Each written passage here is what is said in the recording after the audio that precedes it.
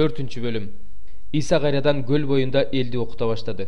Janına аябай көп ел чогулгандыктан ал көлдөгү бир кайыкка отурду. Эл болсо көлдүн жээгинде кургак жерде турду. Ошондо Иса аларга үлгү насаат аңгемелер менен көп нерселерди окутту. Ал мындай деди: Кулак салгыла. Себүүчү үрөөн себүү үчүн чыкты. Ал сээп жатканда кээ бир үрөөндөр жол боюна түштү. Ошондо канаттуулар учуп келип, аларды терип жеп кетишти. Кээ бир үрөөндөр топурак аз, таштак жерге түштү. Жердин кыртышы жука болгондуктан алар тез эле өнүп чыкты. Бирок күн чыгаар менен соолуп, терең тамырлай албай куурап калды. Кээ бир үрөөндөр тикенектердин арасына түштү. Тикенектер өсүп, аларды басып салды. Ошондуктан алар түшүм берген жок. Кээ бир үрөөндөр болсо жакшы топуракка түштү. Өнүп чыгып, өсүп түшүм берди. Кээ бири 30 эсе, кээ бири 60 эсе, кай бири 100 эсе түшүм берди. Анан Иса аларга: Кимдин кулагы бар болсо, ал уксун деди. Эл тарап Иса жалгыз калганда, аны менен жүргөндөр жана 12 шакирти үлгү насаат аңгеме жөнүндө сурашты. Ошондо Иса аларга мындай деди: Силерге асман падышачылыгынын жашыруун сырын билүү мүмкүнчүлүгү берилди. Ал эми сырттагыларга баардык нерсе үлгү насаат аңгемелер менен айтылат. Анткени алар карап турушса да көрүшпөйт, угуп турушса да түшүнүшпөйт, кайрылышпайт, кечирим алышпайт. Анан Иса аларга: Силер бул үлгү насаат аңгемени түшүнгөн жоксуңарбы? Анда башка үлгү насаат аңгемелерди кантип түшүнөсүңөр, деди да мындай деп түшүндүрдү. Себүүчү сөз себет. Кээ бир адамдар жол боюна түшкөн үрөөнгө окшош. Алардын жүрөгүнө сөз себилет, бирок алар угаар замат шайтан келип, алардын жүрөгүнө себилген сөздү уурдап кетет. Кээ бир адамдар таштак жерге түшкөн үрөөнгө окшош. Алар сөздү угаар замат кубанып кабыл алышат. Бирок терең тамырлай албагандыктан туруксуз болушат.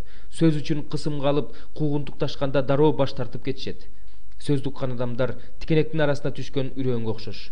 Бирок бул дүйнөнүн түйшүгү, байлыкка азгырлуу жана башка каалоолор алардын жүрөктөрүн ээлеп алып, сөздү басып салат да сөз жемишин бербей калат. Кээ бир адамдар жакшы топуракка түшкөн үрөөнгө окшош. Алар сөздү угуп кабыл алышат. Кээ бири 30 эсе, кээ бири 60 эсе, кээ бири 100 эсе түшүм берет. Анан аларга: Эмне? Чыракты көмкөрүлгөн идиштин жегеребеттин астына коюш үчүн алып келеби? Чыракты чырак баяга коюш үчүн алып келет эмеспи? Ачылбай калчу жашыруун сыр болбойт, ачыкка чыкпай турган жашыруун нерсе болбойт. Кимдин кулагы бар болсо, ал уксун деди. Иса аларга: Эмнени угуп жатканыңарга көңүл бургула. Кандай өлчөм менен өлчөсөңөр, силерге да так ошондой өлчөнөт. Силерге угуп жаткандарга атүгүл кошулат.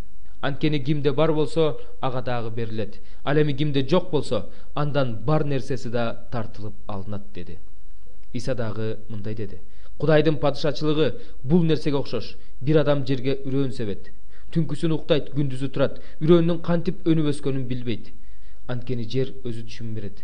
Адегенде сабакты, андан кийин машакты өстүрүп чыгарып, акырында машакты данга толтурат. Эгин бышып, оруп жыюу маалы келгенде, ал токтоосуз орок салат. Анан Иса аларга мындай деди: Кудайдын падышачылыгын эмнеге окшоштурсак болот? Же аны кандай үлгү насаат аңгеме менен сүрөттөсөк болот? Кудайдын падышачылыгы сарыгычы данына окшош. Ал жерге себилгенде, жер бетиндеги уруктардын эң кичинекейи болсо да, өсүп чыкканда баардык дан өсүмдүктөрүнөн чоң болуп, бутактарын кенен жаят. Анын көлөкөсүнө канаттуу куштар корголой алышат. Иса элдин угалуусуна жараша мына ушундай көптөгөн үлгү насаат аңгемелер менен сүйлөдү. Элге ал үлгү насаат аңгемесиз сүйлөгөн жок, бирок өзүнчө калганда шакирттерине баардыгын түшүндүрүп берди. Ошол күнү кечинде ал шакирттерине: Наркөйүзгө сүзүп өтөлү, деди. Шакирттери элди таратып жиберишти да кайыкта отурган Иса менен бирге сүзүп кетишти. Ал жерде башка кайыктар да бар эле.